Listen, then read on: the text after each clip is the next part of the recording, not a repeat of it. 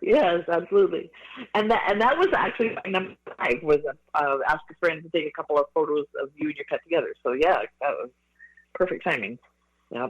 Um, so number 6 is also with your phone is to get all your important phone numbers together and put them in your phone, and then probably also to share that with somebody else as well, just in case you do lose your phone. Let's say you're in a car accident or in a fire or something, and your phone gets destroyed. That includes your vet phone number, your microchip company, your local shelters and animal control facilities, non-emergency numbers for all the local police departments and sheriffs, and then of course also your microchip number of your pet should be in your phone as well. And it's going to save you a lot of time if your pet goes missing. Right. I mean, you make contacts for everything else, so you should have a contact like that for your pet. Absolutely. Mm-hmm. Mm-hmm. Yeah. Number 7 is one that we hear fairly often on a windy day. The pet went missing because the gate blew open or the fence blew down. Mm-hmm. So we try to remind people to check their fences and gates frequently for disrepair, and that all the gate slats should securely, and that you have a sign on your gate asking anybody that might be coming to your house, like delivery people or contractors or utility workers, to make sure they securely close the gate behind them. Mm-hmm. And if it's a windy day, just go out and check that before you let your dogs outside. Yeah, just have one last check to make sure that that a portion of your fence hasn't blown down or your gate hasn't blown out. Yeah. And I don't think you have this problem where you live, but in the wintertime here, on a windy day, we can have huge snowdrifts pile up quickly, which makes an easy escape route for a dog to jump up onto the snowdrift and then over the fence. So always a good idea to check that out in the wintertime on a windy day. Yeah, I was just going to say, make sure there's nothing in your backyard that a dog can climb on. So yeah, the snow. We don't think of that here, but absolutely, yeah. Yeah. And so number 8 is also fencing related. So, whether you love them or hate them, people use them, and those are electronic fences. Mm-hmm. But they need to be checked frequently to make sure it's functioning. And that you keep your batteries on the collar fully charged. We have a neighbor with a young dog that has an electronic fence, and he's been visiting us frequently the last week or so because he just does not seem to be able to figure out the fence, and he seems to be willing to take the chance to go through it. So they're going to have to, I was talking to her the other day, and they're going to have to figure that out somehow, whether, not quite sure what they're going to do, but for right now, she's agreed that she probably needs to keep them on a leash until they figure out what they're going to do about their electronic fence. Yeah. One thing that I read also, or maybe, I don't know, you could have told me this as well about the electronic fences, was if your dog does get through it and is missing, turn it off, because they may not come back if they think they're going to get zapped. Right, exactly. So, and I think some of the newer fences have a feature that doesn't happen as much anymore, but with the older ones, it definitely did.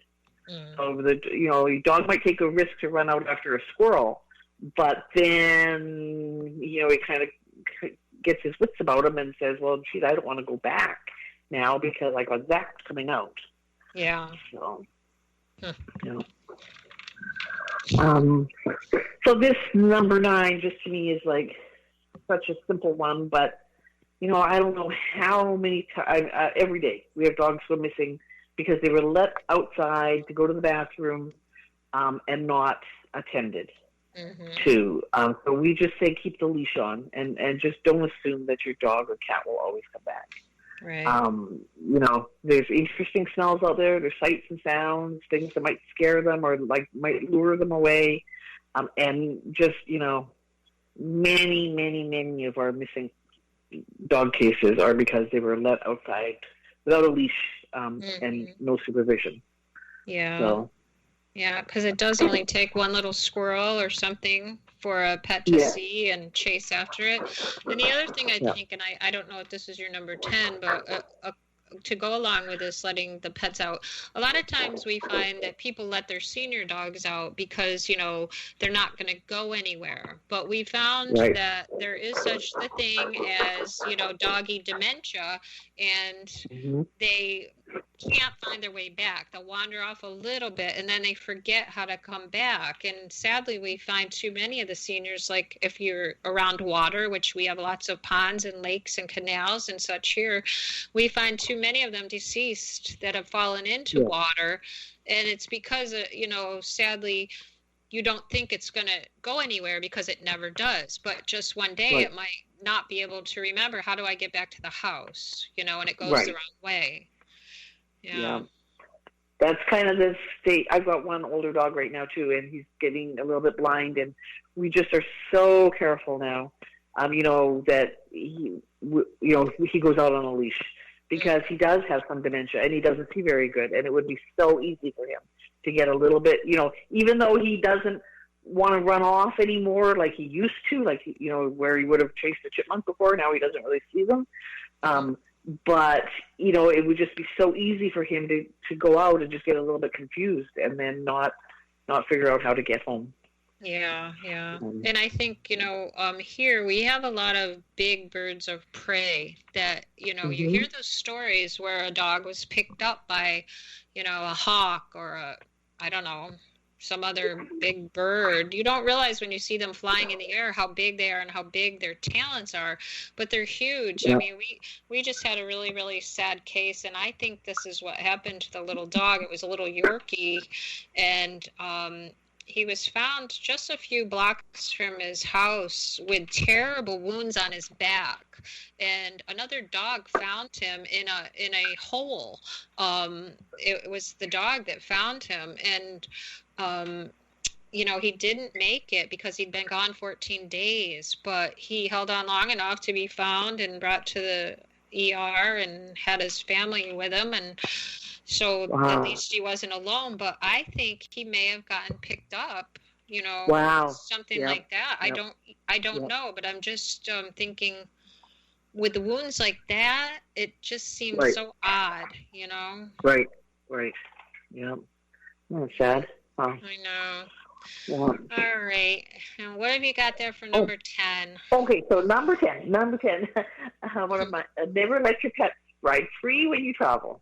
It just seems to be just becoming more and more common, dogs getting lost from car accidents.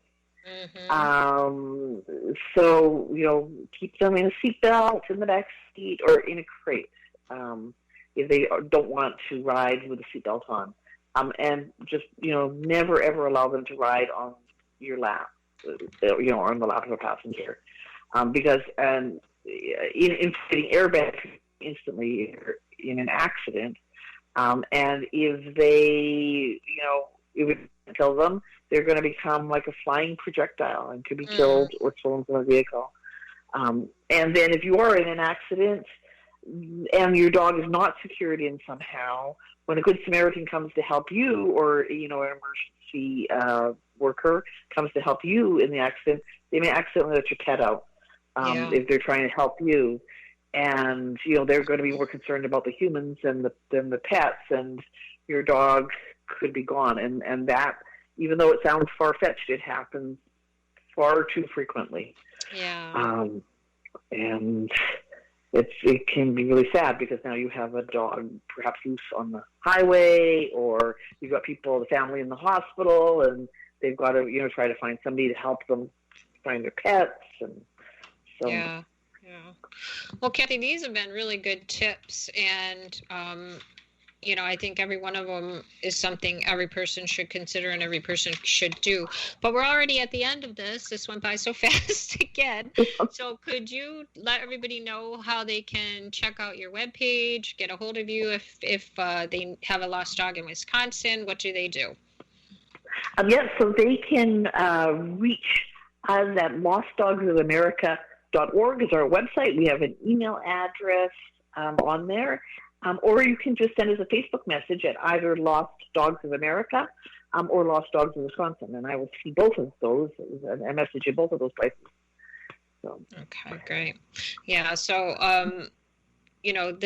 we put together this quick 10 excellent topics or excellent suggestions from Kathy so that you could be aware of National Animal Safety and Protection Month in October. But we consider this to be something you need to think of every single day. So thanks for being with me again, Kathy. I always appreciate it, and I always learn something every time I talk with you. And thanks for having me. It's a great topic, and I just hope it helps us in the future not to have so many missing cats. I know, me too. All right, everybody. So please remember that a lost pet can't tell anyone where it lives. So be sure your pet is microchipped and wearing its ID tags. And if it is chipped, be sure that microchip is registered and up to date. Thanks for joining us today. And until next time, take care and keep your pet safe.